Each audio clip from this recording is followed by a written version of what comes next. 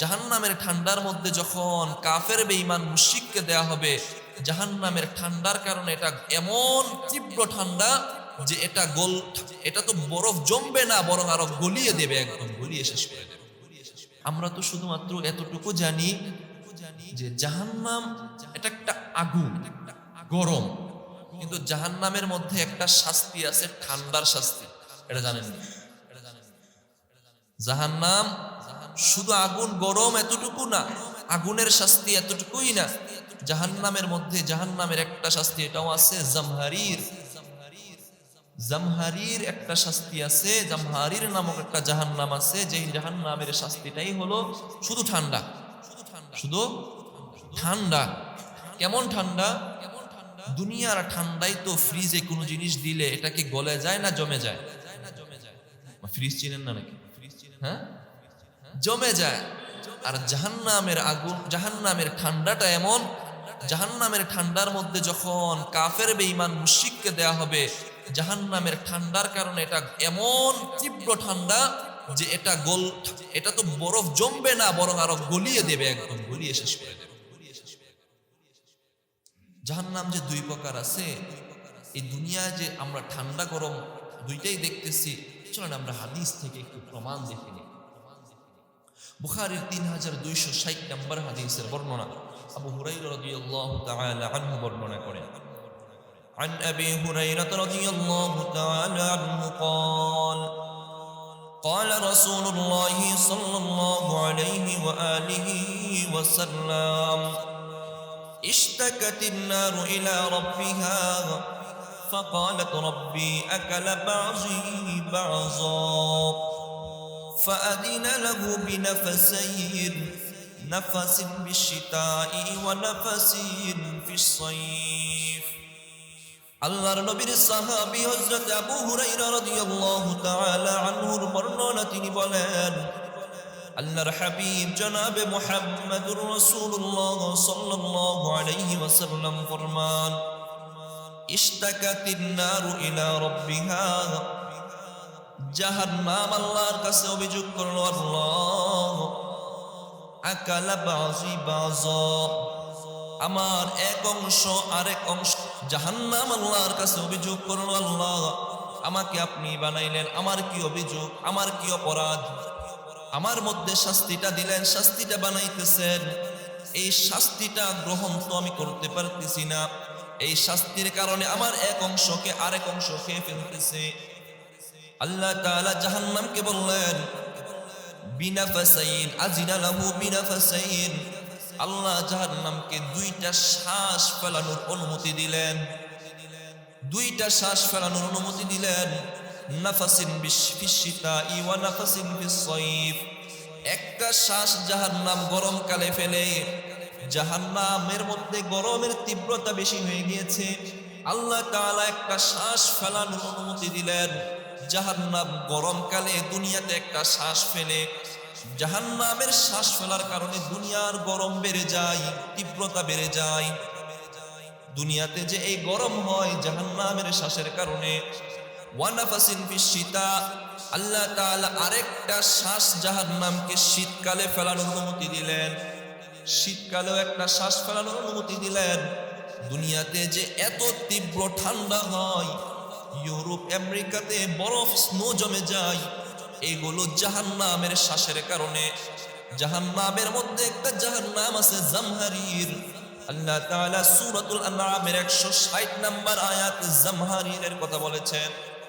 এই যে জামহারির, জামহারির এমন একটা জাহান্নাম, ওই জাহান্নামের মধ্যে আল্লাহ তাআলা কাফেরদেরকে ইউলকা ফিহিল কাফির, কাফেরদেরকে আল্লাহ ওই জাহান্নামের মাঝে নিক্ষেপ করবেন। কাফের বেঈমানেরা ওই জাহান্নামে যখন প্রবেশ করবে, জাহান্নামে যখন তাদেরকে নিক্ষেপ করা হবে, তখন জাহান্নামীদেরকে, ওই কাফেরদেরকে জাহান্নামের তীব্র ঠান্ডা একদম গলিয়ে নিঃশেষ করে দেবে। কত ঠান্ডা হবে এই জামহারির। জাহান্নামের দুইটা ধরন, একটা গরম আর একটা ঠান্ডা। এই ঠান্ডা যে আছে জানতেন আগে? এই যে দুনিয়াতে ঠান্ডা বেশি হয়, এটাও জাহান্নামের শ্বাসের কারণে, এই পরিবর্তনটা জাহান্নামের শ্বাসের কারণে। আল্লাহ তাআলা এগুলোর মাঝে সবগুলো রেখে দিয়েছেন মুমিনের জন্য নিদর্শন। মুমিন বুঝবে, মুমিন ফিরে আসবে, রবের দিকে ফিরবে, রবের দিকে সে ফিরবে। দেখেন বলছিলাম রাত এত লম্বা, এত লম্বা রাত। আপনি যদি 7টায় আসার নামাজ শেষ করে 7:30 8টায়ও ঘুমিয়ে যান, 8টা থেকে 5টায় ফজরের জামাত, ফজরের ওয়াক্ত শুরু হয় 5টা 4 5 6, তো এই সময় কত ঘন্টা? এদিকে 5 আর 4 ঘন্টা, 9 ঘন্টা সময় আপনি ঘুমাইতে দরকার হবে। না চাইলেও তো জেগে যাবে মুমিন। অনেক বান্দা নামাজ পড়তে আসি, আলহামদুলিল্লাহ ফজরের নামাজটা পড়ি, আমি তো আসলাম ফজরে কিন্তু আমার স্ত্রীকে জাগিয়ে দিলাম না, ঘুমিয়ে রইল সে। আমি তো আসলাম ফজরে, আমার সন্তানকে আমি জাগাইলাম না, সে সন্তানের মায়া করে যে তার ঘুমটা ভেঙে যাবে, এত আদরের সন্তান ঠান্ডা পানি দিয়ে ওযু করবে, আমি তাকে জাগাইলাম না। ও আমার ভাই, জাহান্নামের আগুন থেকে কি আপনি তাকে বাঁচাতে পারবেন? আপনার তো তার প্রতি মহাব্বতটা এমন দরকার ছিল যে তাকে আমি ননির পুতুল করে গড়ে তুলব না, একটু কষ্ট হোক, সেটা জান্নাতের দিকে তার জন্য কষ্টটা হোক, জাহান্নামে কিভাবে নিব তাকে? আপনি কি চাইবেন আপনার সন্তানকে জাহান্নামে রেখে আপনি জান্নাতে চলে যাবেন? কখনোই চাইবেন না, কখনোই চাইবেন না। যদি অথচ এটাই চাওয়া হয় যে সন্তানের কষ্ট হবে, থাকুক, এই কষ্টটা কেমন কষ্ট হবে? আমরা শুনেছি না গল্প যে সতীনের ছেলেকে লালন পালন করতেছে, নিজের ছেলেকেও লালন পালন করে। এখন সতীনের ছেলেকে সবসময় কুলে নিয়ে রাখে, সতীনের ছেলেকে কুলে রাখে আর নিজের ছেলেকে হাঁটায়।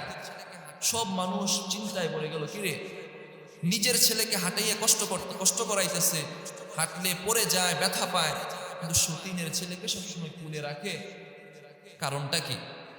একজনকে জিজ্ঞাসা করলো, সতীনের ছেলের প্রতি তোমার এত মহাব্বত কেন? নিজের ছেলের তো দেখা যায় হাঁটাও, ব্যথা পায়, এসে তাকে কষ্ট দেওয়াচ্ছ, নিজের ছেলেকে কুলে নেও না, সতীনের ছেলেরে সবসময় কুলে রাখো, এটার কারণ কি?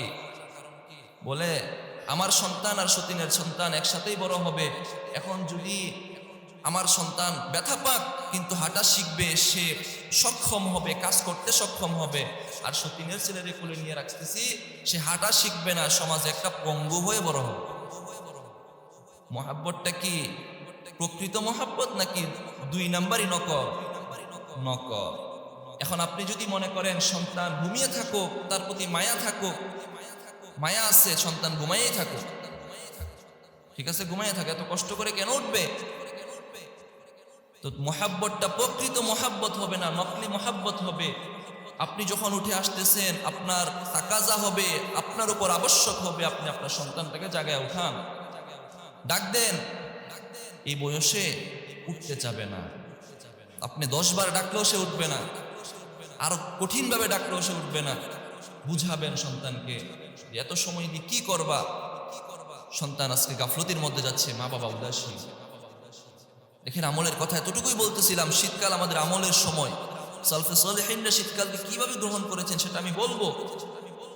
শুরুতে এই ভূমিকাটা এতটুকু জানি, শীতকালে রাত এত লম্বা হয়, আপনি তো উঠে নামাজের জন্য আসতেছেন, আপনার সন্তানটা আসে না। আপনি তো উঠে আসলেন, আপনার প্রতি আবশ্যক ছিল আপনার পার্শ্ববর্তী ফ্ল্যাটের লোকটা ঘুমিয়ে আছে, তাকে জাগিয়ে দেয়া।